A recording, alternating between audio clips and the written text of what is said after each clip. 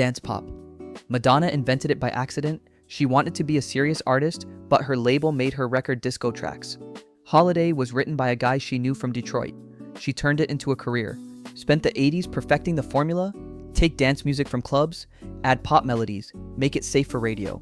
Kylie Minogue was a soap opera actress in Australia who became a pop star because her character on the show sang one song. That's it. Seos Studios produced her entire early career using the same 3 chord progressions. Didn't matter.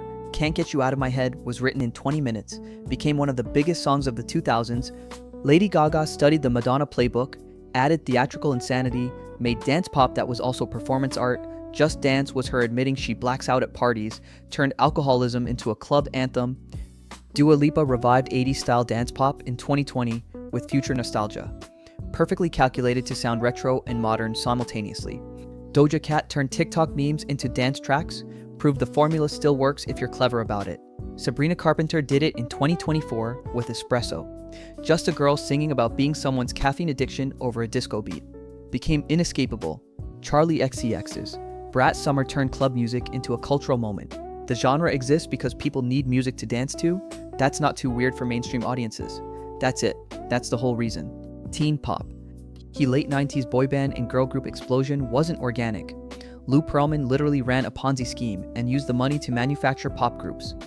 Created Backstreet Boys and NSYNC using the same formula. Hold auditions, find attractive kids who can sort of sing, teach them choreography, write songs about teenage love, print money. Britney Spears was on the Mickey Mouse Club with Justin Timberlake and Christina Aguilera. They all got solo deals at the same time. Maximum Jive Records released their albums strategically to avoid competition. Britney's Baby One More Time was originally written for TLC. They rejected it for being too young sounding. She recorded it at 16, wore a school uniform in the video, became an instant phenomenon. The genre was criticized for being overproduced and fake, which it absolutely was. Every vocal had pitch correction. Every dance move was choreographed by the same 3 people in the industry. But it gave millions of teenagers exactly what they wanted. Relatable lyrics, attractive performers, hooks that wouldn't leave your brain. The crash came in the early 2000s, when Pearlman got arrested and the market became oversaturated. But the formula never died. K-pop uses the exact same playbook today. Find talented kids young, train them for years, debut them in groups, control every aspect of their image. New Jeans, Stray Kids, and dozens of other groups are still following the blueprint Pearlman accidentally created while committing fraud. Bubblegum pop. Started in the late 60s, when music producers realized kids would buy anything catchy enough. The Archies recorded Sugar Sugar, using session musicians. Nobody in the band was real. The whole genre was manufactured in offices by middle-aged men trying to sell records to teenagers. Songs had to be under 3 minutes. Needed a hook you'd remember after one listen. Lyrics about crushes and holding hands. The Monkees were literally cast through a newspaper ad. They couldn't play their instruments at first. Producers hired actual musicians, then taught the TV stars to mime along.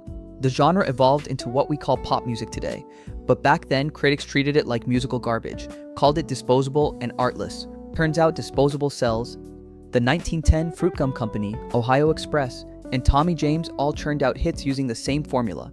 Repetitive choruses, simple melodies, zero complexity. It worked because it was designed to work. The genre died when kids started wanting music with edge, but it never really disappeared.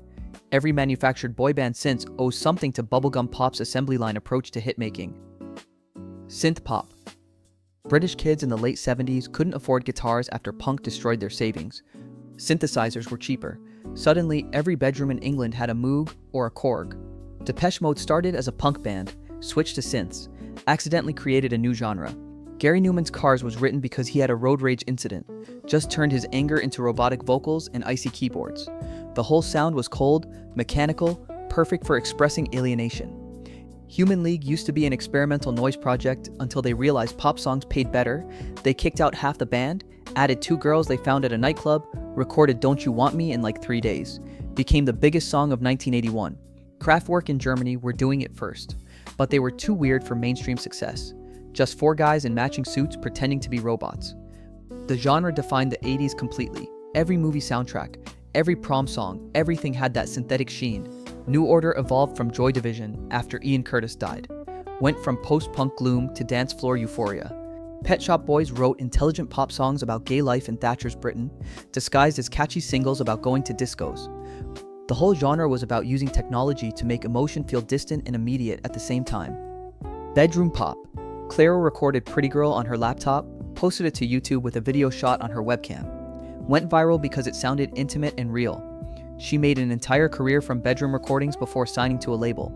Rex Orange County started making beats in his childhood bedroom after dropping out of music school. Used free software, cheap microphones, whatever he had. The lo-fi aesthetic wasn't a choice initially, just kids who couldn't afford studios. Then it became the aesthetic on purpose. The genre thrives on vulnerability. Artists talk about anxiety, loneliness, relationships like they're texting a friend. No barriers between artist and listener. Bubblegum started by posting 90s-style indie rock recorded on her phone. Fashion brands and radio stations came calling. The bedroom became a selling point, not something to outgrow. COVID accelerated everything. Every artist became a bedroom artist when studios closed. The DIY aesthetic became mandatory, then it became mainstream, now it's just how music gets made. Post-pandemic, the bedroom never went away. Artists who can afford studios still record at home because that's what fans expect. The intimacy is the product now. Olivia Rodrigo's Driver's License was written in her bedroom and became the biggest song of 2021. Conan Gray built his entire career on bedroom confessionals. The genre proved you don't need permission or money to make pop music anymore, just a laptop and feelings. Indie pop. Started when college kids in the 80s rejected mainstream rock but still wanted melodies. The Smiths made depression sound beautiful, Morrissey sang about loneliness and unemployment over Johnny Marr's jangly guitars. They were too weird for radio, but became icons to sad teenagers everywhere. Belle and Sebastian recorded their first album as a class project, just students in Glasgow making folk pop about libraries and rainy days. They refused to do interviews or music videos, became famous accidentally. The Postal Service was two guys mailing each other music files, turning email exchanges into an album. Such Great Heights became the wedding song for an entire generation of indie kids. Vampire Weekend got accused of cultural appropriation for using African guitar techniques. They were Ivy League students making preppy world music, somehow it worked. The genre split into 1,000 micro-genres. Twee pop for people who liked cute things, chamber pop for former classical musicians, sad girl pop for everyone with feelings. The whole movement was about rejecting commercial polish. Lo-fi recordings, imperfect vocals, songs about mundane life instead of parties. Then streaming made everything indie by default, and the term lost all meaning. By 2025, indie just means any artist who seems vaguely alternative, even if they're signed to major labels and have millions of monthly listeners. Electro pop. When indie kids discovered synthesizers in the mid-2000s, they made them sound emotional instead of cold. MGMT wrote Kids as a joke about their lost youth, accidentally created an anthem. They hated that song, tried to make weird psychedelic albums instead. Nobody cared. LaRue was just one woman named Ellie Jackson, with gravity-defying hair. Her producer was the only other member. Bulletproof was written about an abusive relationship but sounded like a dance party. Passion Pit's Michael Angelakos has bipolar disorder, made an entire album about his mental breakdown that sounded like the happiest music ever recorded. The cognitive dissonance was the point. Sad lyrics over euphoric production. Robyn did it first with Dancing on My Own. Just her in a club, watching her ex with someone else, turning heartbreak into a banger. The genre peaked around 2010 when every indie band added a synth player. Chirpdiz formed after two producers met a singer at a party, made an album in a bedroom studio, got famous off SoundCloud. Their sound was massive but intimate, cathedral-sized synths with vocals that sounded like confessions. Purity Ring made beats that sounded like music boxes from nightmares. Grimes belonged here before she went full experimental. The whole movement was about making electronic music feel human again. Hyperpop. PC music started as an art project mocking consumerism and pop music's fakeness. A.G. Cook created a record label that sounded like commercial jingles on steroids. QT was a fake artist created to sell an energy drink. Her song Hey QT was literally a product jingle turned into avant-garde pop. The drink didn't exist, just performance art about capitalism. Then Sophie took the sound seriously, made it emotional, proved you could be experimental and catchy simultaneously before her tragic death in 2021.